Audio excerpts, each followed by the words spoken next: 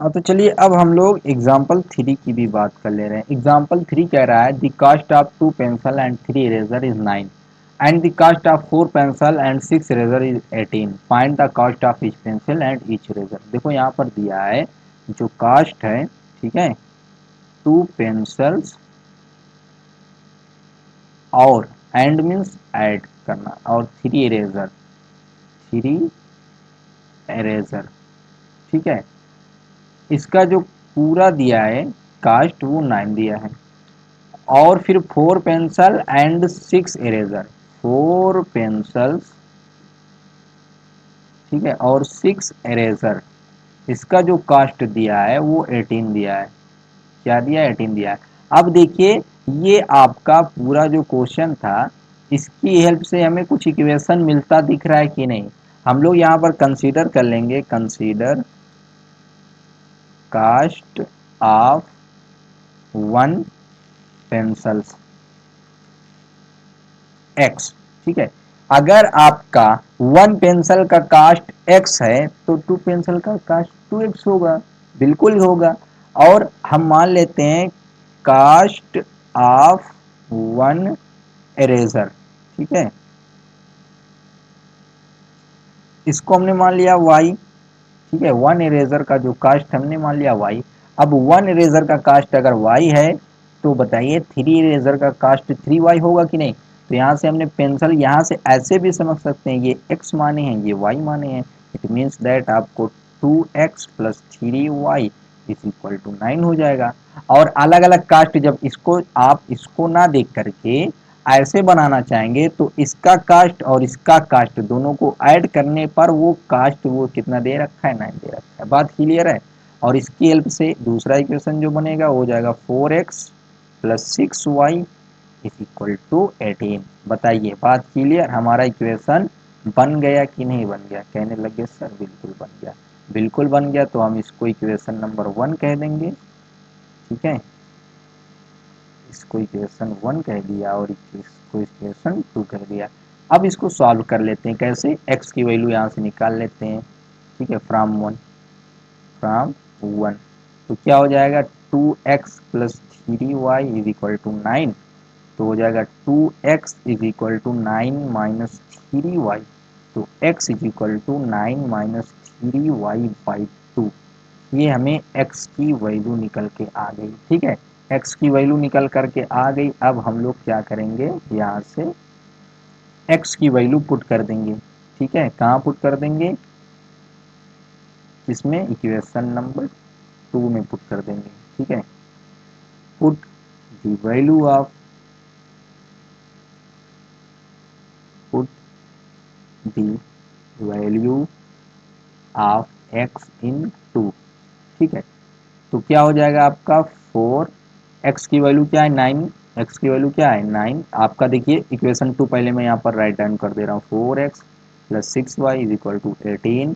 तो हो जाएगा आपका 4x की वैल्यू हमने निकाला 9 minus three Y by two, 9 minus three Y by two plus 6y is equal to 18, ठीक है। यहाँ से आपका कैंसल आउट हो जाएगा, टू टू ज़ा फोर यानी कि two, 9 minus three Y plus six Y is equal to 18, ठीक है। ये हो जाएगा 18 minus six Y plus six Y is equal to 18, ठीक है। ये देखिए ये क्या हो रहा है, ये क्या हो रहा है? कुछ नहीं समझ में आ रहा है सर। बिल्कुल हम बैठे हम बताएंगे। आपने ये देखा कि यहाँ से हम जो है x की वैल्यू से निकाल रहे थे, ठीक है, लेफ्ट और राइट दोनों इक्वल आ गया, ठीक है। हम ये चाह रहे थे कि x और y की वैल्यू निकाल ले जाएं, तो यहाँ पर निकल करके नहीं आया। आपका ये आ गया कि लेफ्ट हैंड साइड और राइट हैंड साइड आपस में इक्वल आ गया, ठीक है। ऐसी पॉसिबिलिटी ही नहीं बनी जिससे x और y की वैल्यू फाइंड आउट हो सके, ठीक है। अब इस सिचुएशन में क्या कहेंगे, इसके पास जो रहेगा वो इनफाइनाइट सोल्यूशन होगा, इनफाइनाइट सोल्यूशन होगा। कब? जब हम लोग, कब? जब हम लोग L1 लाइन और L2 लाइन इन दोनों की हेल्प से x और y की वैल्यू निकालने के लिए जाएं और हम लोग x और y की वैल्यू ना निकाल पाएं और क्या आ जाए, ये आ जाए कि आपका लेफ्ट हैंड साइड इक्वल आ जाए राइट हैंड साइड के, तो हम लोग कहेंगे इसके पास इनफाइनाइट सोल्यूशन है। बात नहीं समझ में आई? दिख रहा नहीं होगा यहाँ पर, हम इसको यहाँ से उठा के ले आ रहे हैं। ठीक है, हम इसको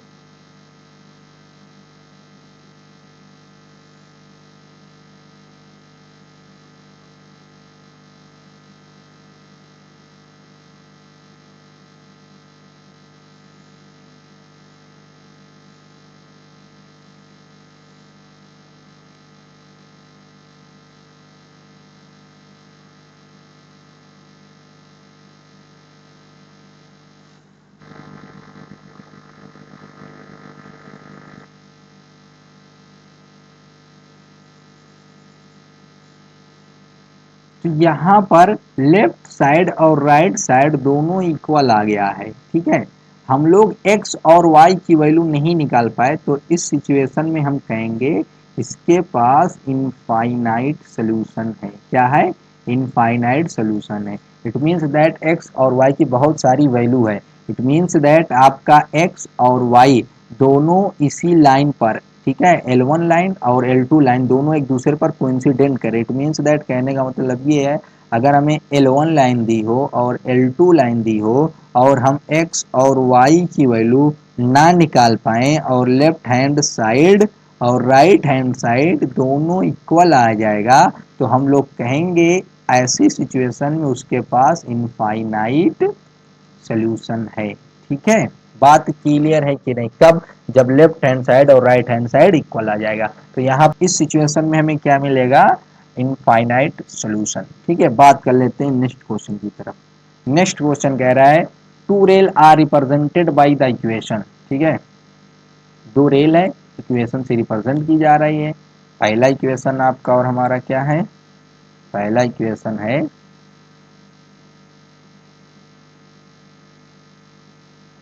पहला इक्वेशन है x plus 2y minus 4 equal to 0, और दूसरा इक्वेशन है 2x plus 4y minus 12 equal to 0। ये दूसरा इक्वेशन है।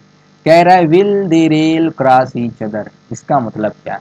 रेल मतलब ये जो इस तरीके से आप देखे होंगे, रेल की पटरी इस तरीके से होती है ना, कहीं इस तरीके से रास्ता होता है और इसके बाद इस तरीके से आपका रास्ता यहाँ से इस तरीके से होता है। ठीक है, इस तरीके से होता है। ठीक है, तो देखिए ये आपकी एक्चुअली में रेल L1 लाइन को रिप्रेजेंट कर रही है, L2 लाइन को रिप्रेजेंट कर रही है। ये इक्वेशन जो है L1 लाइन को रिप्रेजेंट कर रहा है, ये L2 लाइन को रिप्रेजेंट कर रहा है। कह रहा है will the rail cross each other, क्या ये एक दूसरे को क्रॉस करेंगी, है ना, हमें ये बताना है। अब हमें पता है कि दो लाइन L1 और L2 एक दूसरे को कब क्रॉस करती थी, इससे पहले हम लोग सीख करके आए हैं, जब आपका A1/A2 not equal to B1/B2 होता था। तो चलिए आप इसको इससे कंपेयर करके देखिए। ठीक है, हमारा जो ये L1 लाइन है,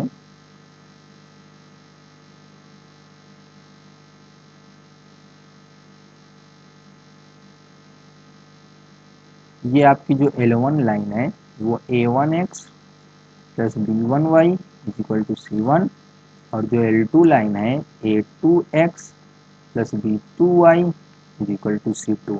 ठीक है, यही तो है कि नहीं बताइए? बिल्कुल है सर, कहने लग गए बिल्कुल है सर। अगर है तो देखिए। ठीक है, ये आपकी L1 लाइन है ये वाली। ठीक है, और ये जो आपकी है वो L2 लाइन है। ठीक है, अब इसी को हमको क्या करना है? कंपेयर करना है। ठीक, बताइए। तो आपका यहाँ से जो A1 हो जाएगा, A1 इस सिचुएशन में क्या मिलेगा? A1 इज इक्वल टू जो मिलेगा वो 1 मिलेगा। ए D1 जो मिलेगा वो क्या मिलेगा? 2 मिलेगा।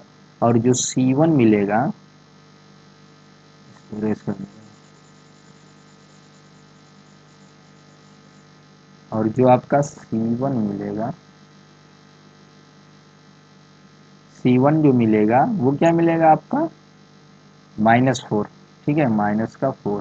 ठीक, अरे इसको माइनस इधर कर देंगे, कोई दिक्कत नहीं है। C1, ठीक है, C1 आपको मिलेगा वो पॉजिटिव का 4 कह सकते हैं, ठीक है, पॉजिटिव का 4, क्योंकि इसको जब लगाएंगे तो ये बनेगा। और A2 जो होगा, अरे भाई जब इसको लाओगे नेगेटिव से पॉजिटिव हो जाएगा, हाँ बिल्कुल हो जाएगा सर। A2 जो मिलेगा 2 मिलेगा, B2 जो मिलेगा वो 4 मिलेगा, और C2 जो मिलेगा वो 12 मिलेगा। अब हमें देखना है A1/A2 क्या आ रहा है, तो A1/A2 1/2 आ रहा है, B1/B2 क्या आ रहा है, वो आ रहा है 1/2, यानी कि A1/A2 यहाँ से, यानी कि A1/A2 वो इक्वल आ गया है B1/B2 के। अब जब बाबू, और C1/C2 क्या आएगा, C1/C2 जो आएगा यहाँ से, जो C1/C2 आएगा वो क्या आएगा 4/12, इट मीन्स दैट 1/3, तो आपका नॉट इक्वल टू C1/C2, है ना। तो इस सिचुएशन में क्या होता है आपका, ठीक है, हमारी जो लाइन मिलती है पैरेलल लाइन मिलती है, देयर इज नो सोल्यूशन।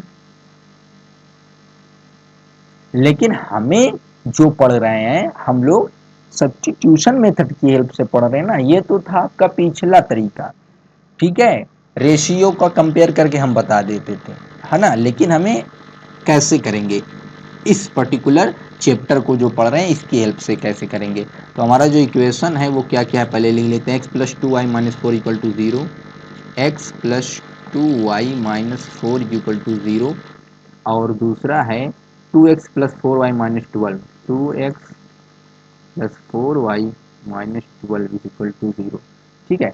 अब यहाँ से हम क्या करेंगे, इक्वेशन 1, इक्वेशन 2, इट मीन्स यहाँ से देखिए ये तो क्लियर हो गया कि जो आपकी लाइन मिलेगी, ठीक है, वो इंटरसेक्टिंग नहीं होगी, मतलब आपको ये आंसर में लिखोगे no, they will not cross each other, है ना, they will not cross each other, क्यों, क्योंकि हमें वो कोइंसिडेंट लाइन, क्या कहते हैं, इंटरसेक्टिंग लाइन नहीं मिल रही है ना, ये नहीं मिल रहा है, ठीक। तो हमें तो आंसर मिल गया, लेकिन कैसे सब्स्टिट्यूशन की हेल्प से करेंगे वो हम देख रहे हैं यहाँ पर, ठीक है। तो यहाँ से क्या हो जाएगा आपका फ्रॉम 1,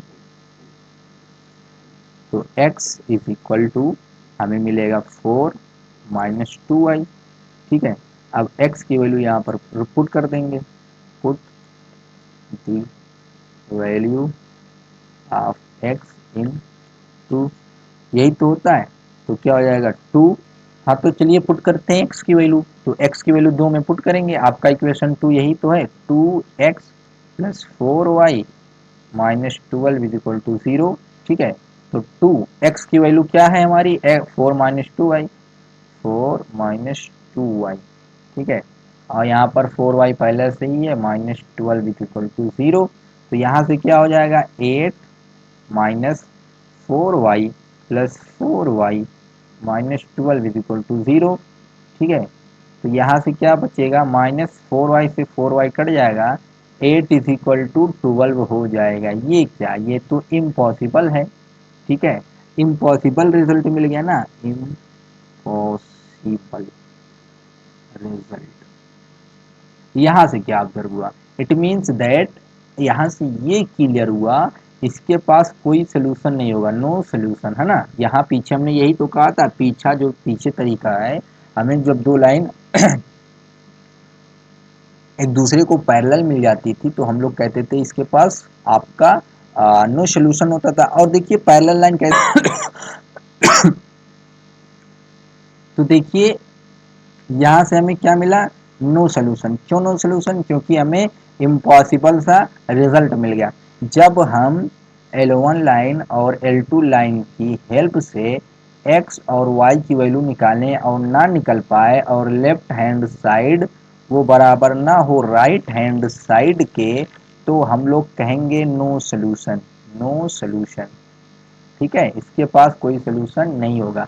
हम लोगों ने तीन चीज देखा, क्या तीन चीज देखा, इसको समराइज कर लेते हैं। जैसे देखिए हम लोगों ने यहाँ पर देखा कि हम लोग x और y की वैल्यू निकालने जा रहे थे, तो x की भी वैल्यू निकल के आ गई यहाँ से देखिए, और y की भी वैल्यू निकल के आ गई, ठीक है। तो हम लोग कहते इसके पास सोल्यूशन होगा, यूनिक सोल्यूशन होगा, ठीक है, उस सिचुएशन में हम लोग यूनिक सोल्यूशन कहेंगे। और जब हम लोग x और y की वैल्यू निकालने के लिए जा रहे थे तो हम लोगों ने एक्स और वाई की वैल्यू नहीं निकाल पाए और left hand side equal to right hand side के इक्वल आ गया, तो हम लोग कहेंगे इसके पास जो सोल्यूशन होगा इनफाइनाइट सोल्यूशन होगा। तीसरी सिचुएशन ये बनी कि जब हम लोग एक्स और वाई की वैल्यू निकालने के लिए जाएंगे, देखिए यहाँ पर तो एक्स और वाई की वैल्यू यहाँ पर निकालने के लिए गए, ना एक्स मिला ना वाई मिला, और क्या हमें मिल गया, कुछ इंसर्ट सा रिजल्ट मिल गया, यानी कि लेफ्ट हैंड साइड और राइट हैंड साइड इक्वल नहीं आ रहा है। तो इस सिचुएशन में हम लोग कहेंगे हमारे पास कोई सोल्यूशन नहीं। ठीक है, चलिए इसको हम लोग जो है समरी में कर देते हैं। जब L1 लाइन हो और L2 लाइन हो और x और y की वैल्यू निकालने के लिए जाए निकल जाए, तो हम लोग कहेंगे इस सिचुएशन में यूनिक सोल्यूशन, यूनिक सोल्यूशन। ठीक है, और हमारे पास जब L1 लाइन हो L2 लाइन हो, x और y की वैल्यू निकालने के लिए जाए ये ना निकले और हमको जो मिले जाए वो मिल जाए left hand side is equal to right hand side, तो हमको जो मिलेगा वो इनफाइनाइट सोल्यूशन मिलेगा। बात क्लियर है कि नहीं? और जब L1 लाइन हो और L2 लाइन हो, तीसरी सिचुएशन x और y की वैल्यू हम लोग निकाल ना पाए, ठीक है, और आपका लेफ्ट हैंड साइड वो बराबर भी ना हो राइट हैंड साइड के, तो हम लोग इस सिचुएशन में कह देंगे नो सॉल्यूशन, नो सॉल्यूशन। बोलिए बात क्लियर है कि नहीं? बिल्कुल बात क्लियर है।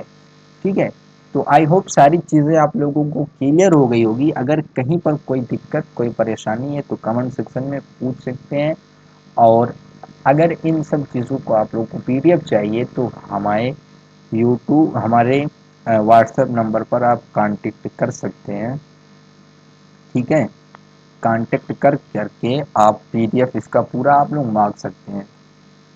ठीक है, ये हमारा व्हाट्सएप नंबर है, आप इस पर कांटेक्ट करके मांग सकते हैं, हमारे ग्रुप को ज्वाइन भी कर सकते हैं। ठीक है, तो thank you for watching my video, and अब हम लोग नेक्स्ट वीडियो में लेकर के आएंगे आप लोगों के लिए इस एक्सरसाइज का solution. Thank you for watching my video and bye bye.